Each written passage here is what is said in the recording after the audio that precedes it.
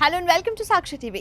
ఇతిహాసాలు పురాణాలనేవి మనం చదివినవి మాత్రమే కానీ చూసినవి కావు.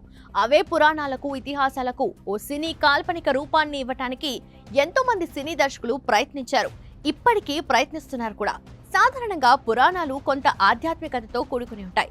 మాస్ ప్రేక్షకులు చాలా వరకు ఇటువంటి సినిమాలకు దూరంగా ఉంటారు. కానీ ఇదే ఇతివృత్తాంతంతో అటు మాస్ ఇటు క్లాస్ ప్రేక్షకులను మెప్పించడానికి నాటి దశావతారాల్లో ఆఖరితైన కల్కి అవతార కథాంశంతో వర్ధమాన దర్శకులు నాగ్ అశ్విన్ నేటి నేటివిటీకి అనుగుణంగా తీర్చిదిద్దిన సినిమా కల్కి 2898 AD. ఈ సినిమా భారీ అంచనాలతో ఈ వారం ప్రపంచవ్యాప్తంగా విడుదలైంది. మరి ఈ కల్కి 2898 AD ప్రేక్షకులను ఏ మేరకు మెప్పించిందో ఇప్పుడు మన రియల్ వ్యూలో చూద్దాం.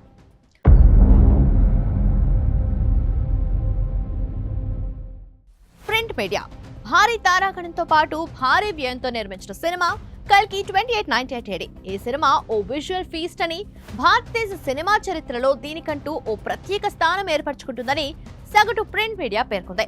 కల్కి 2898 AD సినిమాకు ప్రింట్ మీడియా ఇచ్చిన సగటు రేటింగ్ 3.0.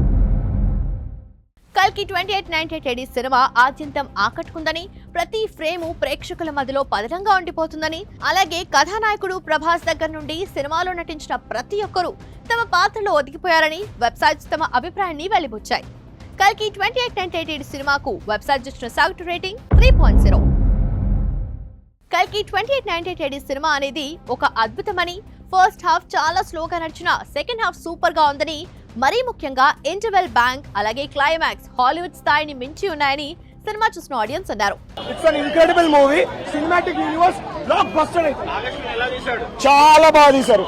అసలు చాలా అడ్వాన్స్డ్ ఉంది మూవీ, అన్ని చాలా బాగున్నాయి. I would say from Bahubali we could see the best Prabhas out now.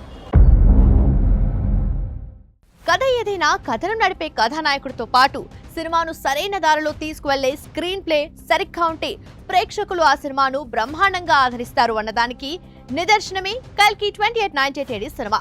ఈ సినిమాకి రివ్యూస్ అంచనాలను మొత్తంగా 3.0 రూపంలో రియల్ వ్యూ ఇచ్చారు.